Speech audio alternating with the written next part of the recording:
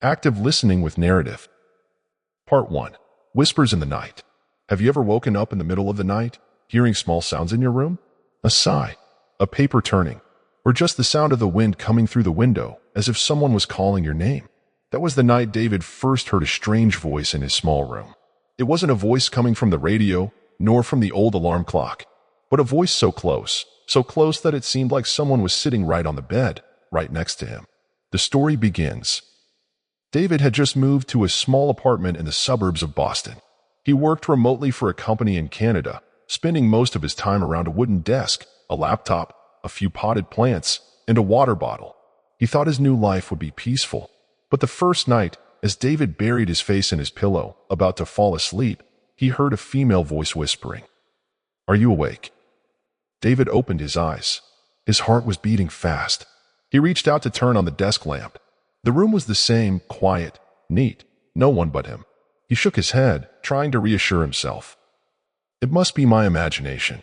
Maybe I'm just too tired. But as he turned off the light and pulled the covers back, the voice rang out again. This time closer. "I've been watching you." David jumped up, grabbed his phone, and turned on the flashlight to scan the room. No one. The corner of the closet was empty. The bed was spotless. Everything was quiet, except for his own rapid breathing. The next day, David sat at the table, trying to focus on the numbers on the screen. But everything was blurry. He kept remembering the voice from last night, gentle, soft, but creepy. An email from a colleague in Australia popped up. "Hey David, you look tired on the call today. Everything all right?" David typed back. "Yeah, just didn't sleep well. New place. You know how it is." But he wasn't sure it was just the new place thing. There was something very wrong with the apartment. Second night. David decided to leave the night light on. He turned on an English podcast, hoping the human voice would chase away the ghosts in his head. But when the clock read just past 1 a.m., the podcast suddenly went dead. The phone screen was still on, the Wi-Fi was fine, no error messages. Then, in the silence, the female voice spoke again. "You can't run from me." This time, David was really shaking. He didn't dare answer. The voice continued, sweet but creepy. "Don't be scared. I just want to talk. I've been lonely too." David looked around the room, trying to find where the sound was coming from, but it seemed to be everywhere, in the air, right next to his ear. The first conversation. David gathered his courage and spoke softly. "Who are you? What do you want from me?" The female voice chuckled. "I've been here long before you moved in. This was my home once." David swallowed. "Then why are you talking to me now?" "Because you listen. Most people don't. They hear things they dismiss. But you really hear?" David was silent. He didn't know how to respond. The voice continued, almost pleading. "Please, don't be afraid. I've been waiting for someone to truly hear me for so long." Day 3. David is starting to get exhausted. Work piles up. Calls with the U.S. team become a nightmare as he yawns constantly, his eyes sunken. A Canadian colleague jokes. "Dude, you look like you've seen a ghost." David just smiles awkwardly. "Maybe I have." Night 3. The voice comes again, just as David lies down. But this time, he is not panicking. He sighs, looks up at the ceiling. "What do you want me to do?" A soft female voice. "Talk to me. Just talk. Tell me about your day." David frowns. "My day? It's boring. Work, emails, stress. I like boring. It reminds me of life." He turned around, looking into space. "Okay. I spent the morning fixing some bugs in our system, then had a video call. Everyone kept asking why I looked tired." "And why do you look tired, David?" He smiled faintly. "Because you keep waking me up." The voice rang out, like a happy sigh. "Sorry, but I'm glad you're talking to me." Secrets revealed. The night gradually passed. David was no longer as afraid as before. He began to ask questions. "Who were you before all this?" The female voice was silent for a long time, then answered. "My name was Elise. I lived here, loved here. But then things changed. I never really left." David swallowed. "How did you die?" A long, cold silence. Finally, Elise whispered, "Not by choice. I wish I could tell you more, but remembering hurts." The gloomy morning. David woke up with a heavy feeling. The cup of coffee didn't help. He kept hearing Elise's voice in his head. along with a vague sadness. On the desk, a note suddenly appeared that he didn't remember putting down. "Thank you for listening." David looked around, his heart aching. He was still alone in the room, but the note was real, the ink fresh. The fourth night was coming. David wondered, if he kept listening, kept talking, what would happen? Would he help Elise get what she needs? Or will he lose himself, forever sinking into the dark world with that sweet voice? Part 2. In the dark, things that cannot be said. Fourth night. Real or imaginary nightmare? David lay on the bed, eyes wide open staring at the ceiling. The nightlight emitted a weak yellow light, enough to illuminate the cracks that ran zigzag like a spider web. He didn't know what he feared more. Elise's voice again, pulling him into the haunting story? Or would tonight be completely silent, leaving him to gnaw on a strange longing with an invisible voice? And then, as expected, Elise's whisper echoed back. "David, are you awake?" David exhaled hoarsely. "Yeah, I'm awake. Couldn't sleep anyway. Do you want me to stop coming to you?" "I can, if it makes your heart easier." He was silent for a long time, then shook his head. "No, don't go. It's strange, but you're the only one I really talk to these days." Elise's voice seemed to drop, mixed with something like sorrow. "Then I'll stay, even if it means keeping you awake forever." A story in the dark. David turned over, lay on his side, and looked at the corner of the wall. He asked, "Tell me more about you, about this place. Why can't you leave?"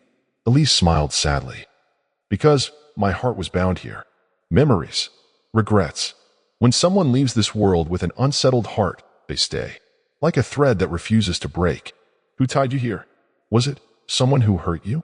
A breeze blew through the window, making the curtains flutter. Elise's voice dropped, almost whispering close to his ear. "Sometimes, we hurt ourselves more than anyone else ever could." David closed his eyes, feeling a slight chill brush against his cheek. He wasn't sure if it was the wind or Elise. The next day, the haunting grew stronger. David dropped his head onto his desk. Emails from his team in the UK and US were pouring in. Slack was jumping. He couldn't concentrate. An Australian colleague chatted privately. "Mate, your reports are getting sloppy. You sure everything's okay?" David typed back. "Yeah, just dealing with some stuff. We'll fix it." But he knew he was losing control. He stayed up all night. He even began to look forward to going back to his room, to hearing Elise's voice again. Night 5, confession. Elise appeared as soon as David lay down. "I missed you today." He sighed, smiling. "I was here the whole time." "Not here, not with me. Your mind was elsewhere. You were doubting me." David swallowed. "I can't help it. You're a voice in the dark. I don't know what's real anymore." Elise's voice dropped, angry, sad. "Then let me show you. Close your eyes." David hesitated, then closed his eyes tightly. A feeling like a cold hand touched his forehead. A strange image rushed back to him, a sunlit room, drawings scattered on the floor, the smell of freshly brewed tea, giggling. And Elise, heartbreakingly beautiful, long hair falling down to her shoulders, eyes sparkling. David opened his eyes, gasping. "Was that your memory?" "Yes, I wanted you to see. I wasn't always a whisper in the dark." Sinking deeper, the following nights, Elise showed David more. Shards of memories. Elise sitting by the window, reading a book, her legs swinging gently. Elise standing in front of the easel, her hands covered in paint. Elise lying on the floor, eyes closed, smiling. David began to look forward to nights like that. He didn't even turn on his laptop during the day, just lying there, waiting for the night to come. A secret that was not easy to hear. Until the 10th night, when David whispered, "Elise, how did it end? How did you die?" The room suddenly turned cold. Elise's voice rang out, trembling. "You don't want to know, but I do. Please, I want to understand." There was a long pause, then her voice broke. "I ended it myself. One afternoon, because I was too tired to keep hoping." David clutched the blanket. His chest ached. "Elise, I'm so sorry. Don't be. It's too late for sorrow." "Then what do you want from me? Why keep me here, night after night?" Elise's voice was like a broken cry. "Because you're the first to listen. The first to see me not as a ghost, but as a person. And I'm afraid if you stop, I'll disappear forever." Day 11. Broken. David didn't get out of bed. Emails, deadlines, everything was just a distant, vague thing. A colleague called, worried. "David, where the hell are you? It's been days. "We're worried, man." He only said one sentence. "Tell them I quit." Then hung up. The 11th night. Dangerous engagement. Elise appeared almost immediately, her voice filled with joy. "You chose me over them." David nodded wearily. "Yeah, I guess I did." "Then come deeper. Let me show you everything." The darkness in the room seemed to thicken. David felt himself falling into a strange space where everything was blurry. He saw Elise standing there, holding out her hand to him. "Come with me, David. Stay here. Forever." David struggled. His heart was pounding. He stepped back. I don't know. I still have a life. Or, I used to." Elise stepped forward, her eyes as sad as the ocean. "That life never made you happy." David looked deep into her eyes. There was the world he craved, warm, understanding, no deadlines, no pressure. But he also saw a bottomless pit, where he could lose himself, forever. David stepped back, took a deep breath. I need time. Please, just give me more time." Elise's voice broke, choked. "I'll wait, but don't take too long, or I might fade before you decide." The darkness receded, returning the room to silence. David sat panting on the bed, his hands shaking. He wasn't sure what was real anymore. He only knew that tomorrow night he would hear again, and maybe, one day, he would take Elise's hand, step into the darkness, never to return. Part 3. The door with no way out. Day 12. A crack in reality. David woke up, realizing he had been lying there for almost a day without eating or drinking anything. The refrigerator was empty, the phone was dead. No more messages, no more emails, no more calls looking for him. The room was so quiet he could hear his own heart beating. And strangely, he began to feel peaceful. "It's easier, isn't it?" Elise's voice rang out again, sweet as honey, seeping into his veins. David smiled slightly. "Yeah, easier." Night 12, a threshold. As darkness fell, Elise became clearer than ever. It wasn't just a voice, but a shadowy figure, deep eyes, hands reaching out to him. "Come with me, David. Let go of everything else." He didn't answer right away. In his mind, he thought of his parents far away, of the group of friends who used to watch football together, of the work he had devoted so much effort to. Then he thought of the nights when Elise told him stories, showed him her memories, the sparkling smiles in this room in the past. A cruel choice. Elise placed her hand on his chest. Cold, but strangely pleasant. Her voice was soft, like a lullaby. "You're so tired, so lonely. Stay with me. I promise you'll never hurt again." David closed his eyes, letting his breath mix with her cold. He felt his body become light, as if just a little more, he would fall into her arms, forever. But then, a memory suddenly flashed. His mother's laughter in the morning sunlight pouring through the window. Dad patted him on the shoulder, eyes shining with pride. His friends called him to go out for a beer, to sing, to share silly stories. He opened his eyes, took a deep breath. "No, not yet. I can't. I still have things to live for." Elise stepped back, her eyes broken. "But David, if you go back, you'll just be alone again. You'll wake up every day to emails, deadlines, people who never really see you." "Maybe, but I still want to try. I owe it to myself and to them." The sobbing faded into the night. Elise raised her hands to cover her face. Her voice choked up. "Then I can't keep you here. You have to go before it's too late." David nodded, feeling his tears falling without realizing it.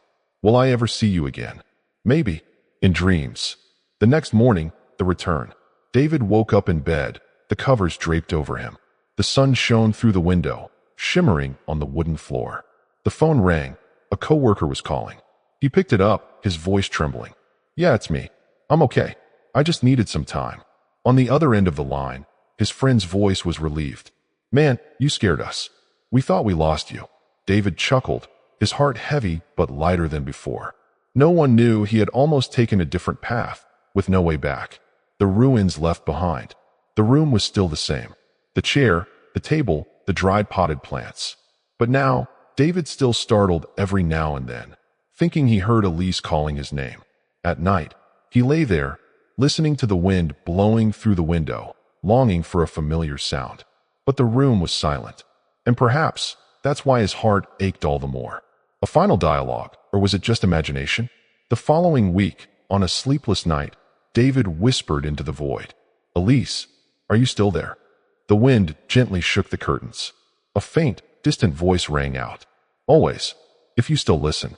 David closed his eyes, letting tears fall onto his pillow. He whispered, "Thank you for being here when I needed someone. Thank you, David, for hearing me." Open ending. David gradually returned to work, to emails, to projects. He saw his friends again, called home more often. But every night, when the lights went out, he still lay there, listening. Hopefully he would hear Elisa's voice again, gentle, sad, and full of love. To know that, whether living or dead, they are connected by something inexplicable. Through active listening, without judgment, without haste. That is the most beautiful thing David has ever known. And perhaps it is the only thing Elise has left, even after it is all over. But here, with me, you'll never be lonely again.